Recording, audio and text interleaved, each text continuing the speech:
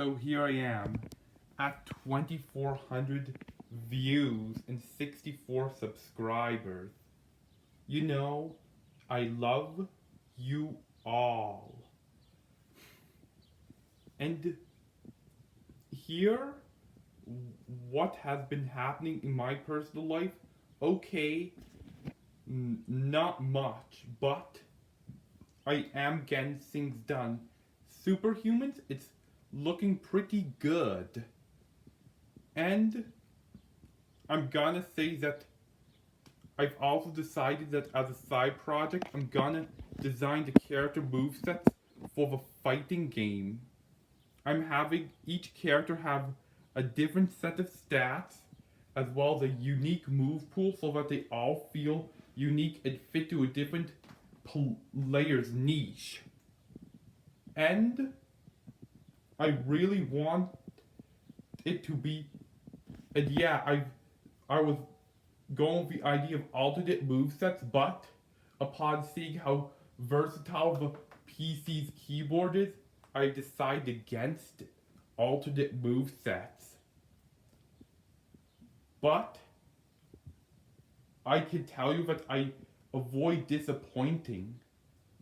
And also, I started watching season 4 of Netflix's Castlevania today and the previous 3 days.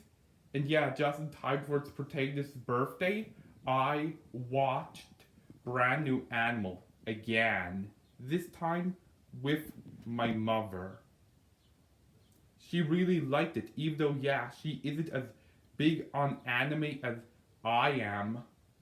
So there's that. But I told her that I have her ticket on board the season 2 hype train. Yeah, season 2, as far as I know, there's been no announcements of a renewal or a cancellation for Brand New Animal, so its fate is still in the air. But there's always hope, because I mean, Netflix is interested in anime, and because of how massively successful Brand New Animal was, being an instant hit, they definitely won't cancel a show that's netted so much money and gotten so much views. And while, yeah, Studio Trigger is kinda infamous for having original shows that only last for one season, well, it's clear that they ain't done yet. Because their shows usually have about 20 to 30 episodes, and Brand New Animal only has 12. But again, it could be a multi-season epic, like maybe even 52 episodes, or something among those lines. Because I mean, Alan Silvesta, I think he's just the tip of the iceberg of a conspiracy, because it stretches back 1,000 years. It has been running the world stage from the shadows for that long. So,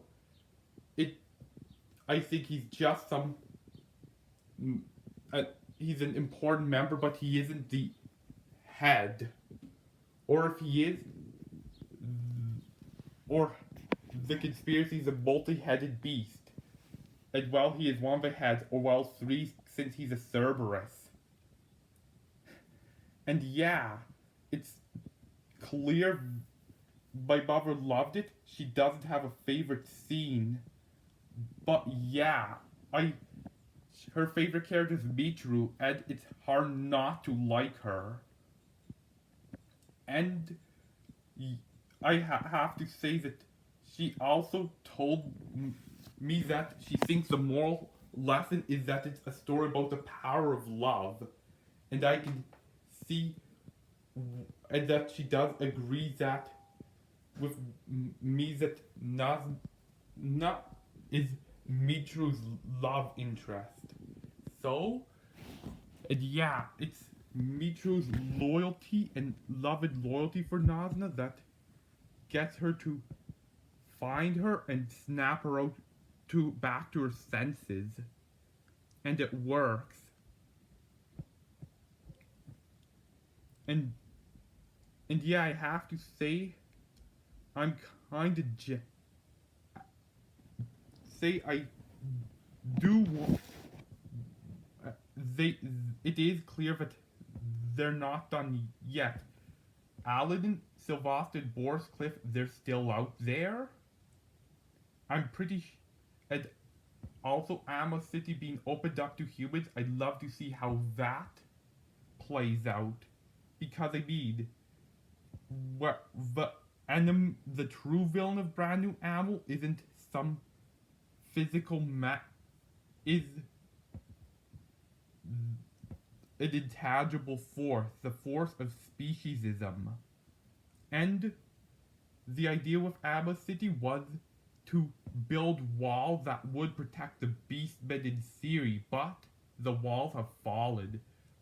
Only a fool builds walls. The wise build bridges. And bridges are needed for tolerance.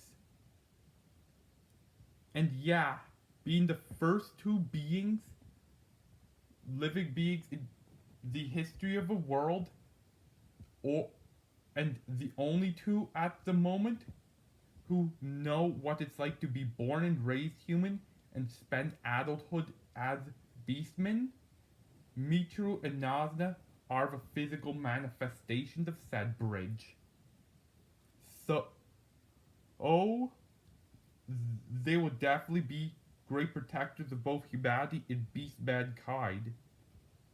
Because as much as Shirou is awesome, I mean, he's basically Jesus, but as a dog, well, he does have his flaws, like his deep mistrust of humans, which, though that his city was exterminated, including himself, was exterminated by humans 1,000 years back, and he's been fighting humans that wish harm upon beastmen for 1,000 years, is kinda understandable, but trauma explains, it doesn't excuse.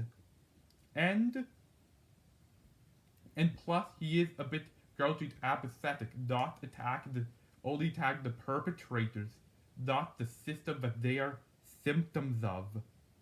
Because I mean, there's no super racist that you could just punch out and everybody begins loving everyone else. It's a manifest. Alan Savast and all the other villains, they're just symptoms of the problem. They're not the causes, they're symptoms. And and also there is still some connection with humanity with Michiru and Nazna, because, well, Michiru has always had a healthy, stable, and loving relationship with her parents, who, well, love her do their job and love her unconditionally. So they could definitely probably be plot important, as much as I would love a cute and funny Meet the In-Laws episode where Michiru returns to her birthplace to show her mother and father.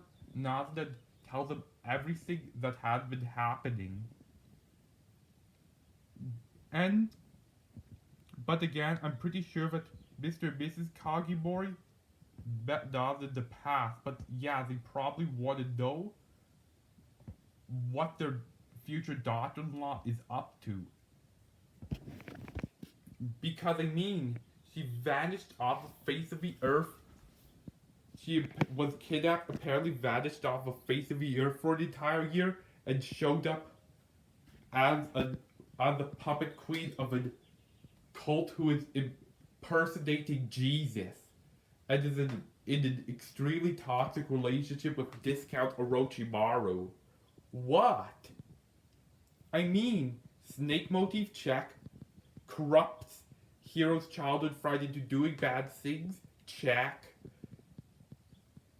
Probably lust for, probably molest said childhood friend of a protagonist? Check. And yeah, that's everything I have to say. I love you all and thank you for all the views. Tyson out.